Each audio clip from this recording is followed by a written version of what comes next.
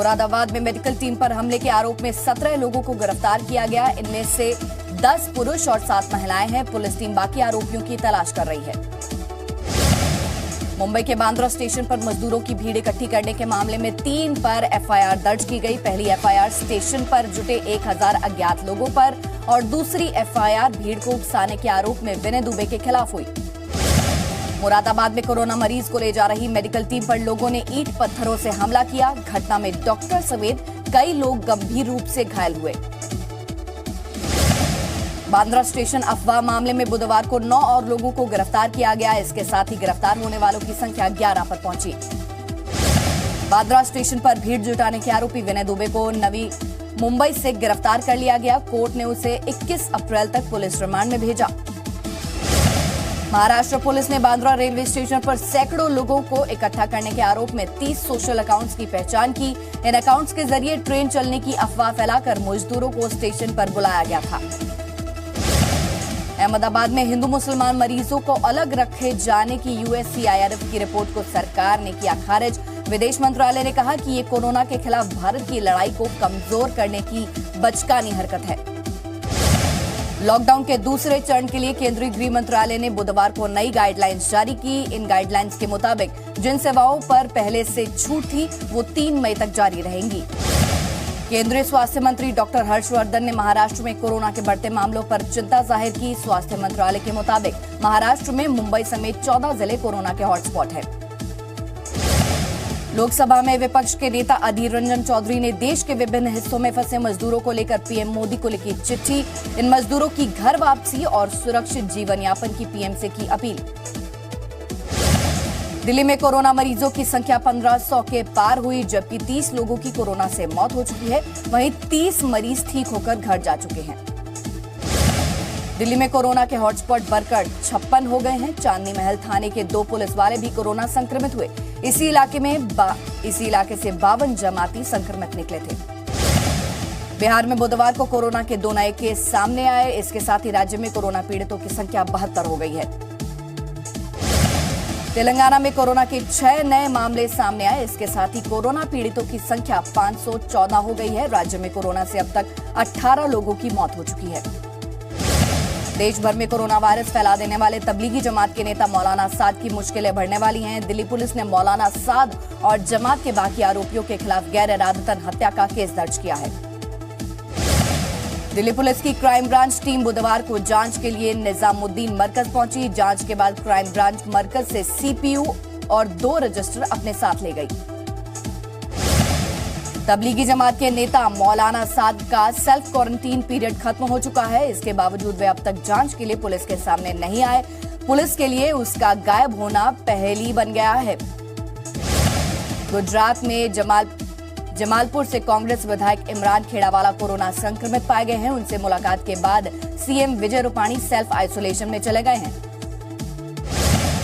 दुनिया में कोरोना संक्रमित मरीजों की संख्या 20 लाख के पार पहुंची। 1,33,572 लोगों की मौत। सिर्फ अमेरिका में 27,940 लोगों की मौत हुई। राहुल गांधी ने केंद्र सरकार को दिया सुझाव। मौजूदा संकट की स्थिति में आपातकाल राशन कार्ड जारी किए जाएं। इससे लॉकडाउन में खाने की कमी से जूझ रहे लोगों की मदद की जा सकेगी। कोरोना से लड़ने के लिए बनाया गया आरोग्य सेतु ऐप दुनिया का सबसे तेजी से डाउनलोड किए जाने वाला मोबाइल ऐप बन गया है। पिछले 13 दिनों में इस ऐप को 5 करोड़ से ज्यादा यूजर्स डाउनलोड कर चुके हैं। गृह मंत्रालय की गाइडलाइंस के बाद जम्मू कश्मीर प्रशासन ने भी श्रीनगर के रेड जोन के लिए जारी की नई गाइडलाइंस। स्थानीय स्थिति को देखते हुए लगाए जा सकते हैं और कड़े कदम। स्वास्थ्य मंत्री हर्षवर्धन ने कहा, कोरोना के खिलाफ लड़ाई में भारत के लिए अगले 2 से 3 हफ्ते काफी महत्वपूर्ण। चीन में कोरोना की जानकारी के दूसरे दिन इस पर काम शुरू किया। मित्र देश सेशल्स और मॉरिशस के लिए भारत ने भेजी मदद। सेशल्स को 4 टन दवाइयां और मेडिकल इक्विपमेंट भेजे गए। वहीं मॉरिशस के लिए मलेरिया की 5 लाख गोलियां भेजी गई। लॉकडाउन में प्रवर्तन निदेशालय ने लॉकडाउन में जमानत की शर्तें तोड़ने पर येस बैंक और डीएचएफएल मामले के आरोपी कपिल और धीरज वाधवान की जमानत रद्द करने की मांग की है। सेना अध्यक्ष जनरल मनोज मुकुंद नरवणे आज 2 दिवसीय दौरे पर कश्मीर जाएंगे। वे राज्य से सरहदी इलाकों का दौरा कर सुरक्षा हालात का जायजा लेंगे। आईएसआई ने जम्मू कश्मीर में आतंकी हमलों को अंजाम देने के लिए 2 नए आतंकी संगठन बनाए हैं। इनके नाम द रेजिस्टेंस फ्रंट और तहरीके मिल्लत इस्लामी रखे गए हैं। दोनों संगठनों को भारत में हमले शुरू करने का निर्देश दिया गया है। सीआरपीएफ की रायपुर यूनिट ने कोरोना पीड़ितों के लिए 100 क्विंटल अनाज दान दिया है। कमांडिंग अफसर एएच अंसारी ने कहा कि जवान कुछ लोगों के लिए कुछ करना चाहते हैं, इसीलिए चर्चा के बाद अनाज दान करने का फैसला किया गया। कर्नाटक से गुजरात में आए 2 व्यापारी पिछले 20 दिनों से वलसाड जिले में फंसे हुए हैं। वे व्यापारी अपने कार में ही रह रहे हैं और समाज सेवियों से भोजन लेकर गुजारा कर रहे हैं। इसकी सूचना मिलने पर कर्नाटक सरकार ने गुजरात से उन व्यापारियों की मदद की। मुंबई में बेस्ट बस सेवा के एक कर्मचारी की बुधवार को कोरोना से मौत हो गई। 54 साल के शख्स का मुंबई के प्राइवेट अस्पताल में इलाज चल रहा था। मुंबई में कोरोना के सबसे बड़े हॉटस्पॉट धारावी में कोरोना पॉजिटिव मरीजों की संख्या 60 हो गई है। धारावी में बुधवार को एक और मरीज की मौत के साथ ही कोरोना से मरने वालों का आंकड़ा 8 हो गया। दिल्ली के यमुना तट के कोडेसी घाट पर जमा हुए 1000 से ज्यादा लोगों को पुलिस ने अलग अलग नाइट शेल्टर में भेजा। दिल्ली के उप मुख्यमंत्री ने कहा, किसी भी तरह के मामले की सरकार को दे जानकारी। दिल्ली के कश्मीरी गेट पर जमा हुए मजदूर वे थे जिनके शेल्टर होम कुछ दिन पहले जलकर खाक हो गए, जिसकी वजह से ये लोग यहां घाट पर जमा हुए। पुलिस ने उन लोगों को बसों के जरिए दूसरे शेल्टर होम में पहुंचा दिया। दिल्ली में रहने वाले कई दिहाड़ी मजदूर साइकिल लेकर बिहार के लिए निकल गए। मजदूरों का कहना है कि यदि पुलिस ने रास्ते में नहीं रोका तो 4 से 5 दिन में घर पहुंच जाएंगे। दिल्ली के अस्पताल में एक महिला डॉक्टर का मामला सामने आया। स्वास्थ्य मंत्री सत्येंद्र जैन के मुताबिक मोहम्मद आरिफ नाम के एक शख्स ने महिला डॉक्टर के साथ बदतमीजी की। वह मरकज से जुड़ा हुआ है। यूपी के मुजफ्फरनगर में पुलिस ने लॉकडाउन को सख्ती से लागू करवाने की घोषणा की। पुलिस ने कहा, बिना वजह बाहर घूमते पाए गए व्यक्ति को हिस्ट्री शीट खोलकर बदमाश घोषित कर दिया जाएगा। मध्य प्रदेश पालक महासंघ ने स्कूलों की 3 महीने की फीस माफ करने की मांग की है। महासंघ ने कहा कि लॉकडाउन में लोगों की आमदनी खत्म हो गई है, ऐसे में स्कूलों की फीस माफ होनी चाहिए। एमपी के सागर जिले में एक ही समुदाय के 2 पक्षों में विवाद हो गया, जिसके बाद दोनों पक्षों में खूब लाठी डंडे चले। घटना में महिलाओं समेत 5 लोग घायल हो गए।